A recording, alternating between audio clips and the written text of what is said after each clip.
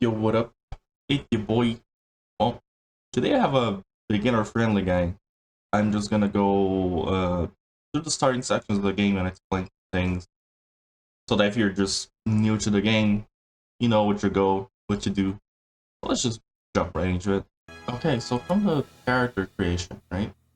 You choose gender. There's hair options, and you can set like sections. You want to be multicolor your character design. You do that, and once you put your name here and click this button, you'll be sent to the start of the game. So as soon as you start, first thing you need to know, F interacts with things and progress the stack. Use WASD to move and spacebar to jump. There's a mouse option also that you can set to like move through clicks. And in the bottom right here is the context menu that has like Tamer information, inventory, Digimon login, rewards, mail, cash shop, friend list, island, map, reposition your character, achievements, Digimon encyclopedia, the battle pass.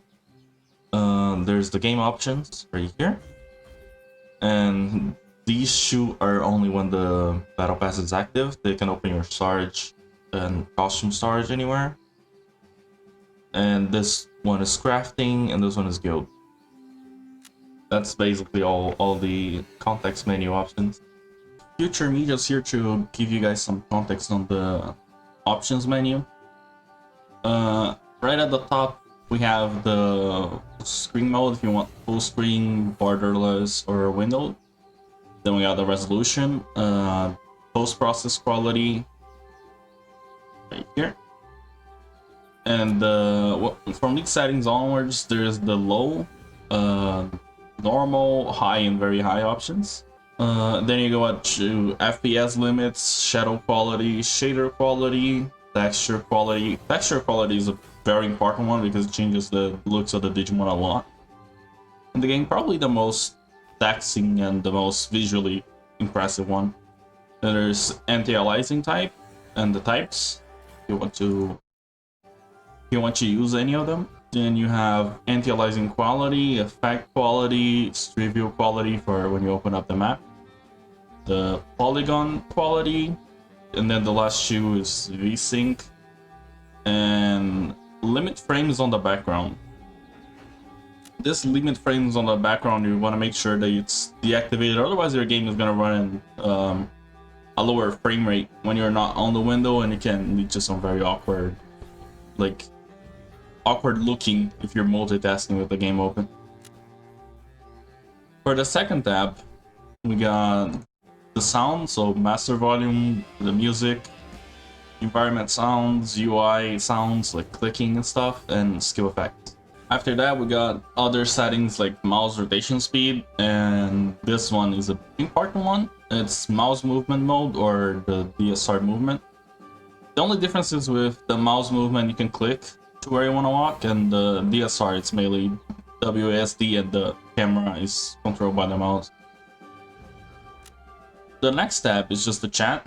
You can set like custom colors for the chat tabs if you want, and it's like full, general, trading, whisper, party, and guild.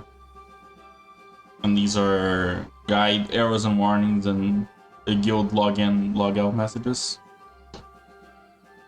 Of course, these are the font size, so you can change that if you want to. And on the last tab, we have some quite important ones. First one is combat directing, which I leave disabled, but if you leave enabled, it's like cutscenes that can show up sometimes when you use skills. But if you disable it, it saves you some time for like late game grinding and stuff. This is specialization effect, so the little auras that some Digimon can have. 3 portraits, and then these is to always ask when you're running from battle, or someone asks you to join your party or join your guild. So that's what the rest of these options do. This one is just the link to the forums and to the support. And the last one is where you put the codes. So whenever there is a code available, you should check the Discord because that's where they usually go. Whenever they are available, you can just paste them here and click on this button, and that usually activates the code if you can redeem it. Finally, down here is the apply button. That's close. This one is logout, and this one is close the game. Logout takes you to the character selection screen, and then the game just closes everything. Press Alt also to have full control of your character, and Shift plus L. It removes the context menu so you can take some screenshots. You can also use the items on the quick slots by pressing 1 through 5. And since you have no Digimon, the Digimon window doesn't open yet. So first thing you gotta do is just talk to Digimon. If you see the yellow icon, this is for a main quest. So that's how you know. Like where to go, the main quest icons will always guide you there. And you'll see that on the map. There's already like purple quest icon, the exclamation mark here. Those are for event quests or quests that like introduce or unlock a new system. And there's also blue quests that are side quests. So once we go back to the quest marker and talk to Digimon again, this will get started on the selecting your starter question section of the tutorial, which basically just has you going down there to the village and answering the questions. I'm gonna put a little text guide on screen to tell you like how to get which starter you want. Personally, I don't really have any like recommendation. They're all pretty solid. I think that if you don't really care too much about them, like about any of them, just go with Agumon because he's the most solid one. But it can be literally any one of them. I'll just go 1, 1, and 3. There it is. Yeah. Now that I have a Digimon, I can explain to you how to look at your Digimon menus. So this is your active party. You will notice that there is this little thing right here. You can click this to change it if your Digimon is in the front row or the back row. This is your, like, the rest of your team that goes in the background. They don't really participate in the battle, but you can swap them in. Like during a battle, up to 3 times, I believe. And this is your Digimon's main stats screen. Like, this is the advantage, this is the weakness, and these are the family traits. All of your Digimon match on these traits here, you're gonna get a buff on the top right. For the stats, we have HP, SP, Strength, Intelligence, Defense, Resistance, Speed. Then you can scroll down and see the crit rate, damage range, critical damage, critical resistance, and then resistance to status effects. Every Digimon has these stats, and the main damaging stat is Strength at the moment. It could change, so if there's any changes to like any of the stats or anything on this tutorial, please check the video description. And down here you can see the experience, your HP, your SP, and your EVP. EVP is important to mention because when you get evolutions later in the game, each battle is going to consume this EVP. So you will need to restore it over time. On the second tab, this is your skills. Every Digimon has 3 skills, at least. Rookies just have 2. And you can hover over the skill and you're gonna see the percentage number on the description. That's the base damage, and the number above it is the number of hits. So Agumon, for example, does 2 hits with 32.50% damage, or 1 hit with 100% damage, right? And when you wanna enhance a skill, you can click the skill that you want. There's the spot for the skill cube.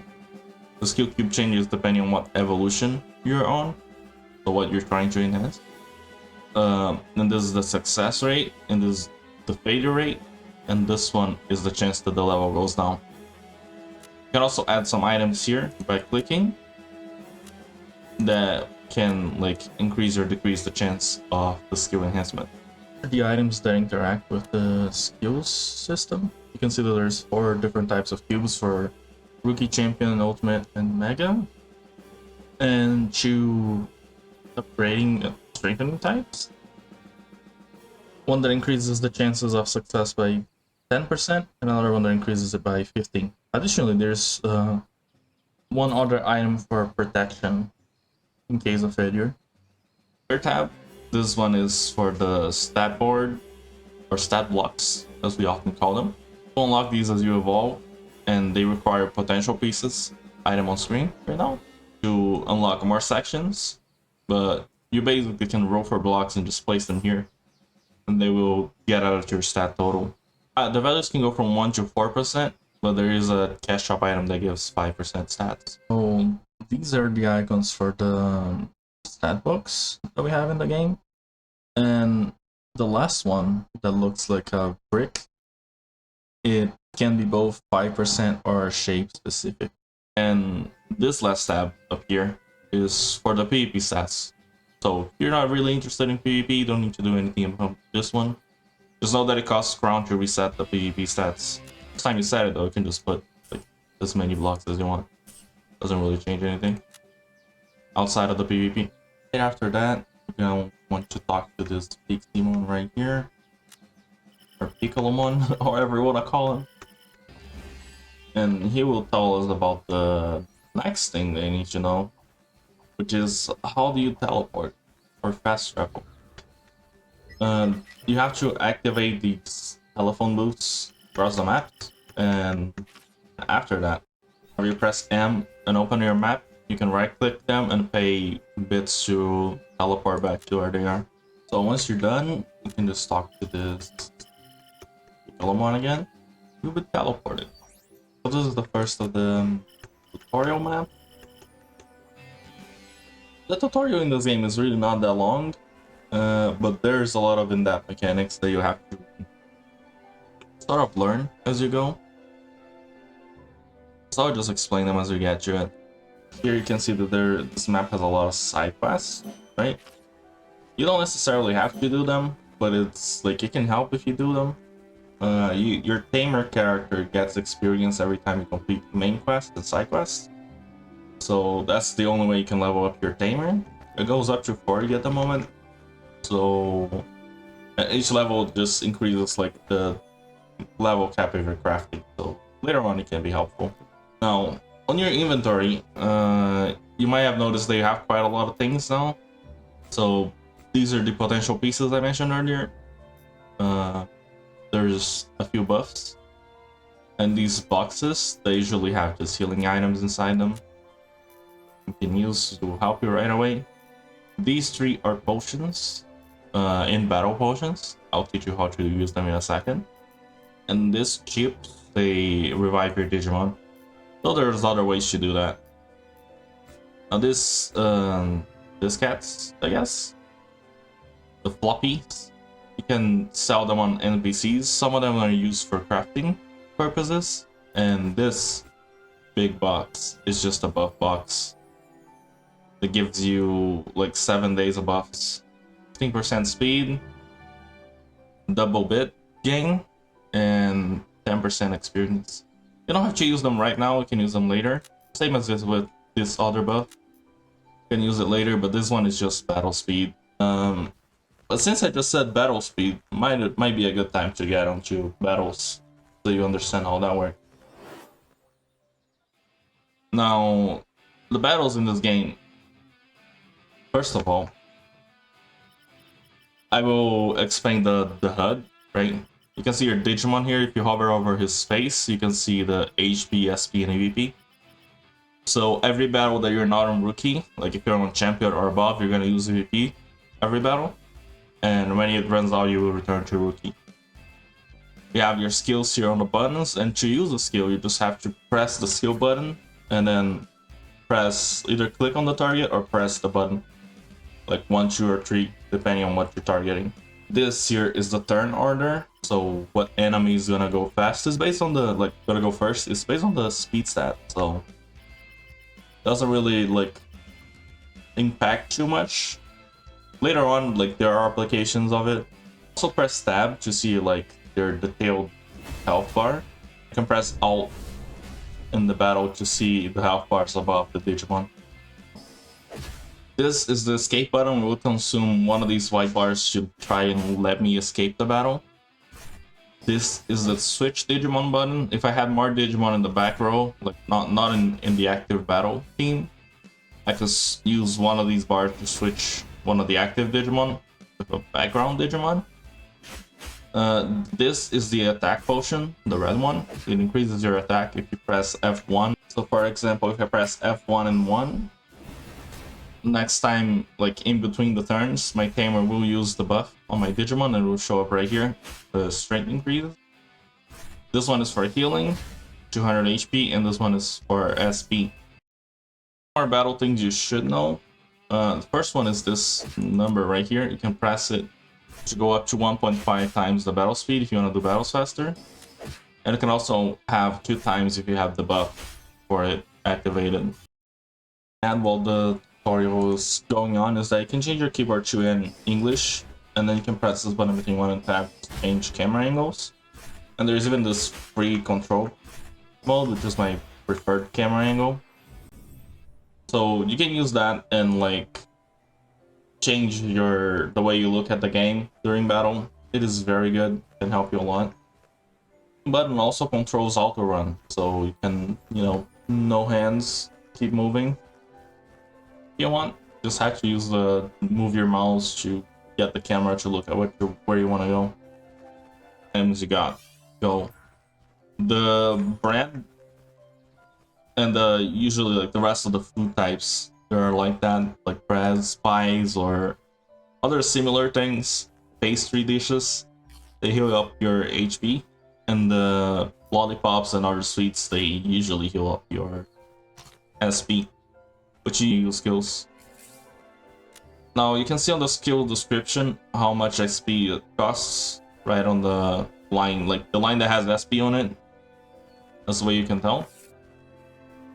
But usually the first skill does not cost any SP, but does a lot less damage. What you do before you leave this map for the quest? I highly recommend that you just go over to that phone booth to unlock it. Because walking all the way over here takes some time. You don't want to do that. So just unlock this. And those are the level 22 Chuumons. They're an enemy that you will see like often in the first few maps of the game. But people flock around them because usually they are enemies that you can leave your character at. And they just do battles on their own. So as long as you have a rookie that can defeat them easily, they can get your weaker Digimon to around level 30. So it's a good starting help, I guess. But this spot can get really crowded, which makes the battles take some time to start. And they're also used to get the bond stat that I mentioned earlier up, because it goes up by 0.001 each battle you do. So yeah, you can just leave it there and not worry too much about it. Now that we have successfully done the main quest on this map, we can go to the real reason why I went through all of that. Because after that part of the tutorial is done, you can just go back down. And this is where your account progression really starts to come in. And now that we're down here, we can talk to this Biyomon here. And basically Biyomon says he just wants to join you. So that's how you get your second Digimon. And all that you did, you'll notice they got the item magnet for one day, I believe. The auto pickups things for you. First of all, the experience potions. You can use them just by right clicking and selecting who gets the experience. And like I said earlier, you might want to keep your Digimon on around the same level, but hold your horses, because there's more Digimon to get. Now, we're gonna teleport back and leave the main quest on hold for a second, because there's a very important thing you can do now. Now that you have your second Digimon, you can go down here and talk to this guy. This is the left one right here. And he is responsible for the babies, which is basically how you get new Digimon in this game. It's a very cute cutscene. There's also a Gilmon baby over there, which is kind of funny because Gilmon isn't like available in the game as the time of our recording this. But we know he's there. We know he's real. And I got the Ice Island. It is random, there's like 5 kinds of islands. But basically the gist of this place and what you need to know is that now there's the island icon available to you, and you can click this button anytime to enter or leave your island. And this is where you do the hatching, and you also can talk to your tree and collect fruits every time you talk to it. The cradles, you can talk to them and place an egg on them.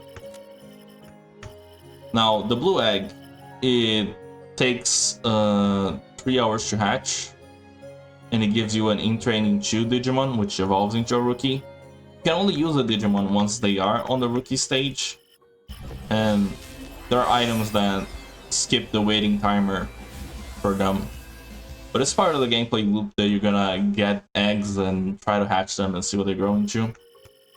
The game also has green eggs, which give you an in-training 1 Digimon. And the reason why I went in here is because you can, first of all, you can start your Digimon here, right? And for the tutorial, they give you a copy of your started Digimon, and they show you that you can click this button to delete a Digimon. But it's just a copy, it's not your actual starter. Just deleting a copy of it to show you what you can do. And that's the green egg that I was just talking about. This is the most common one that you will see. The blue egg is a little bit better because it hatches an in-training 2. This one is an in-training 1, so every Digimon from a green egg evolves into one of the blue. It only changes the amount that you have to like wait and feed them, basically. And you can also just drag someone over from your team, just put them there. You have 56 slots from the start, so that's like, it's like a lot of Digimon that you can keep up. And you can also sort them using these options. I think these are evolution level options. Start. Now, since we are here, the reason why we came here is because as a beginner, you will get this black egg when you start, which takes around a minute to hatch. And you also get the green egg with the baby Digimon. You basically want to talk to them, feed them, and play with them. Now, to show you how to do this, I will have to leave the island for a second. But it is a very simple tutorial. There's like a whole in-depth guide video for island mechanics on my channel. But the gist of it is that you have to feed them 5 times and play with them 3 times. And these first 3 items are the toys, so I'll just get 1 of each. And you'll see that the food items, they have stats on their description, right? And since currently strength is like the main stat that does damage, I will get 1 of those. There's also these rotten fruits here that delete your Digimon when you feed it. So be careful with that, or just buy that if you had something you really don't want. I'm gonna buy the Strength SP one twice. At the start, like, you have to rely on the NPCS fruits, but later on you have better options. As far as feeding and playing with your Digimon, you will just right-click the food items that you want, and you will see that their limit to feeding will go down. Basically, this food bar just keeps them alive, so if it reaches 0, the baby will be deleted. And the toys, you just right-click them to fill up this green bar. When the green bar is full, and this is very important because you can only Digimon, like your Digimon can only Digivolve when the green bar is full. So do keep an eye out for that. And then when you can digivolve, this Digivice icon will say max under it, and you can just click that. You can also keep feeding and playing with your Digimon if you don't want to evolve them right now. But back to the cool egg that we got. It will give you a random like third Digimon as rookie. And I got Caramon. Interesting. So I'll use the rest of my experience potion on this Caramon. And just that easy, you can get a team of 3 Digimon. And that actually lets me show you the other thing about evolution that really matters. The starter Digimon, like all of the starters that you can get, they have special enemies they can defeat, either on the first map or the second one. So the first tutorial map that I went through with you, or the one right after that, after the city, continuing the main quest. And it has the enemies they can fight. For Agumon, for example, the Chuumon right here are the enemy, and you have to fight them.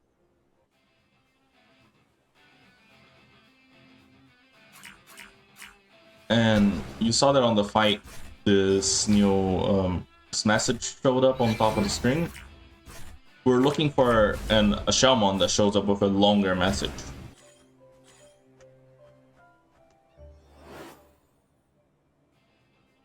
Another tip is use the skills on this if you're doing the Chuumon, because it reflects physical hits, so you won't have a good time if you just try to basic attack him.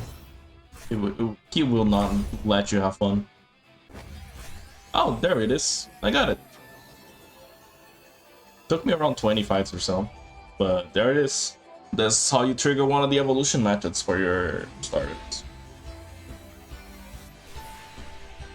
And the cool thing about this method is that it lets you evolve before level 15. As you can see, I'm level 14 now. And I have a Greymon. Now, for some other Digimon like Gabumon, for example, it may be very difficult to get the evolution to trigger, because the enemy is already like stronger than you by a lot. But don't be discouraged. You can do it. Hey guys, me from the future here on my main account to explain to you guys how evolutions work. The first thing you need to know is that you need to be on the levels 15, 50, or 90 to evolve. The only exception to that is if you're trying to make a Geograss, then the Digimon may have other level requirements. So starting up, the NPC that does all the evolution in this game is Bokomon. Meaning that aside from the special evolutions that I showed you earlier, this is the main way you're gonna be evolving your Digimon. And when you talk to him, he will show you your Digimon in their current unlocked form. Even if they, meaning that even if, like for example, my Digimon are the Ultimate here, but they will be shown as Mega because that's the last evolution they have unlocked. These buttons are so you can rewatch the evolution cutscenes here. And when you click a Digimon, you will see their line and possible evolutions for the current stage they have unlocked. On the case of this Candlemon here, you'll see that there's these numbers next to the percentages. And the percentages are the chance that you get each one of them, meaning that the evolutions are luck based. And you can influence these a little bit by adding the cores. For example, I have the Bokomon cores and the Mushroomon cores, right? So when I select the Bokomon core and I start adding 1 all the way up to 10, that's the max you can have. You see that the rates change in favor of Bokomon. He got 10% added to his evolution rate. And if I switch it to Mushroomon with 10, there we go. It adds the percentage to that Digimon. You can drop cores from any like Digimon you defeat, basically, in the game. And for those that do not spawn, like they're not spawned in as enemies, you can also get it like every time you delete a Digimon. For example, the champion Digimon, when you delete them, you get a champion core bag that can randomly give you cores of any of the champions in the game. And additionally, like this is the first method, and the second method is if you want to use the course, these just let you select straight up which evolution you want. And as soon as you click the button down here, it will evolve. Now I'm saving the core for later, but I am using the Meramon course to show you guys how it works. And just know that just because you're increasing the odds, it does not mean you're gonna get it. You're still very much playing the rules of the game here.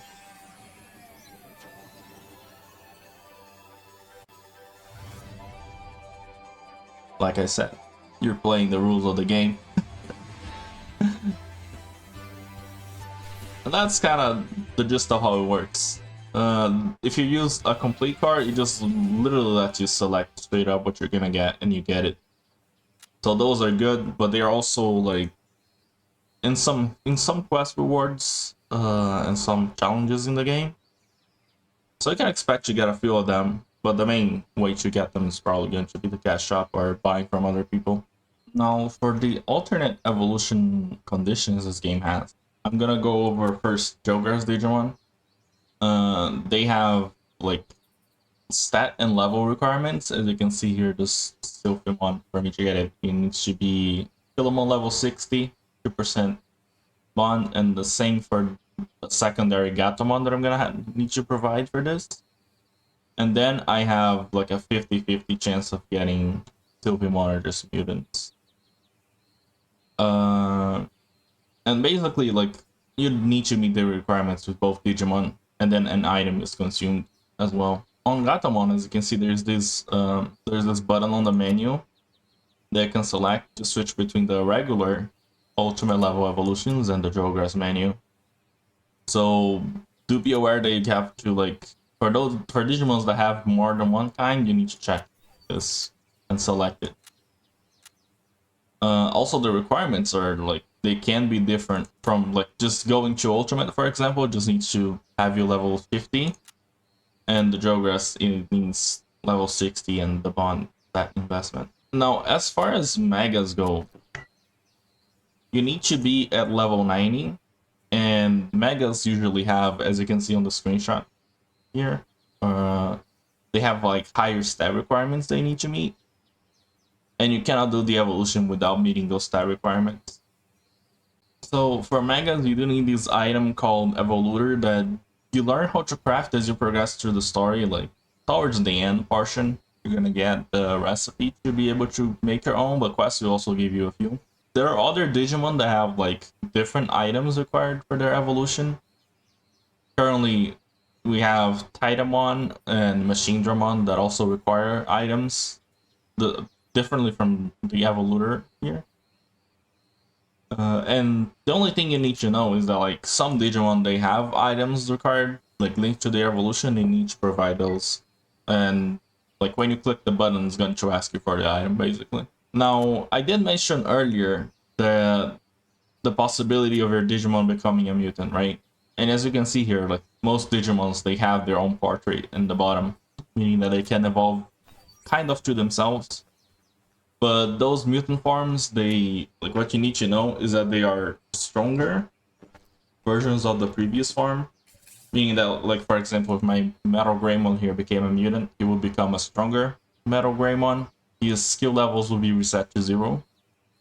And they will have a higher max level, but this Metal Greymon will not be able to evolve again until I remove the mutant status. So it is like sort of an unfortunate thing. Some mutant Digimon can be used for farming, so you should, like, whenever you get one, you should ask around. Generally, the rookie ones are like they're pretty bad. You don't want that to happen to you, but it can happen. But the champions and ultimates, they do have their uses here and there. There's also this Elecmon NPC, which is the one that changes your hatching stats. Basically, the stats that you get from like hatching a Digimon. They are changed through here. And if you select your started Digimon, since you didn't hatch it, it doesn't have any stats. So you can click this button, and it will roll a random stat roll for him. Basically how it works is each of these blue balls gives you a stat from 1 to 4%, and the red ones don't give you anything. But you can change any of these later on. Like as you progress through the game, you can change the stats using this NPC. So there's not that much to worry about. And every single Digimon that you hatch and already comes with like random stats, you can give stat assortment to them by using a 0-unit item. Those 0-unit items are valuable. I think you should always give, like, any Digimon that you plan on using needs their random stats. I think that the last few things that beginner players should know is that first, this is your storage. And like, you can put items in here, and every time you go back to the sea, you can pick them back. You know, there's a lot of space here. Another thing you can do if you get tight on space is just make another character and like use the mail system to put, you know, your other character's information here. Like you can send yourself stuff. There's also the costume warehouse, so if, in case you don't like any of your starting clothes, you can just put them back there. And of course, the cash shop has more like clothing options. The mushroom NPC here is important because he sells healing items. Usually the cheapest ones are the more cost-effective ones, so just buy a bunch of those. And he also sells the chips to revive your Digimon and the EVP recovery chips. Those are pretty expensive though, beware. So those can run you back quite a lot of money, but the EVP thing is that like every battle you do with an evolution costs you some EVP, and when it reaches 0, your Digimon will be sent back to Rookie. There's a lot of people around the tree because when you hang around here, you can see that your EVP will start to slowly go up by 5 every few seconds, I believe. Around 20 to 30 minutes is how long it takes to fill up your EVP through here. Like from 0. So you can do it here. Or you can do it at the Chuumons that I showed earlier. The other thing that you need to know, so you don't get stuck later, is that you can buy the stronger potions at the shop. They cost 500 bits. Like, you shouldn't buy them right as you start, but, you know, as you start to get some money and you feel like the enemies are starting to hit you harder, do try like swapping these out for the bigger version that they have. So instead of using those tiny ones, you use the big ones, and you can just press T and put them on the slots. So that's how you have the better potions equipped. These two guys right here, they're for the specialization system, and this one is for the mega potential system. Those two have their own specific videos since it's more late game focused. Same as the Chuumon NPC right here and the Biyomon. Because as a beginner, you can press F on this tree and you will get 1 item each day until you beat the story. Basically, if there's no items on the tree at that moment, you won't get anything, but it's 1 item a day at most. These items, like, they can help you starting out. The rest of the things that are here, I'm gonna skip this because this is a competitive PvP thing for only the craziest late game players. But this one is the deck queue, which every map has the blue little cubes, so you can interact with it and your character will collect it. These are all hidden. If you look around on the Discord, there's probably a list of where you find every single one of them. But the game does keep track and give you rewards based on your collection of them. And the other thing is that as you progress on the story, these boards here will have quests. And these daily quests, this board is for dungeon entry tickets. They will unlock as you go. So you need to come here every day as soon as you start unlocking them. Like as soon as the green quests start showing up here. And this one is just for daily resources like more potential pieces or skill cubes. So, but these can help you when you're starting, but you don't have to do it every day. This is not the kind of game where you need to stick to your dailies. You can take this pretty casually if you're not very interested in the rewards. These ones though, you should get the tickets because you can also do them like, as long as the dungeons are open, you can do them whenever. So just stock the tickets up as soon as you can. Lastly, I think one last thing that I should mention is that the quest markers in your map, if you ever get stuck, you can just click out and click into them again. Like for example, this quest, it will take me exactly to where like the map that the quest happens in, right? And this one, for example, it takes me right to the entrance of the next map because that's where the quest it takes place. So even without a translator, you can get by, and you can also click here to expand on the quest if you're like particularly stuck, needing some help, and just throw these on the translator. Should be fine. And with that, I think I just covered every single system this game has on the surface. If you guys have any questions, like any beginner questions or need any information, do let me know. Also, don't forget that my channel and the Discord and the wiki is like being constantly updated. So do check the description or check the guides channel. Just see if there's any ongoing events that you can participate in. Like those purple quests that you see in my game. Those are from the active events right now, but may not be there by the time you get to play the game. That's basically it. Shout outs to everyone in the DSR Global community and everyone in the Discord server. It is always open for more people. We're always looking for new people that are interested in playing, and as you could tell, this game is fairly simple. So yeah, have fun. See you guys around. Bye bye.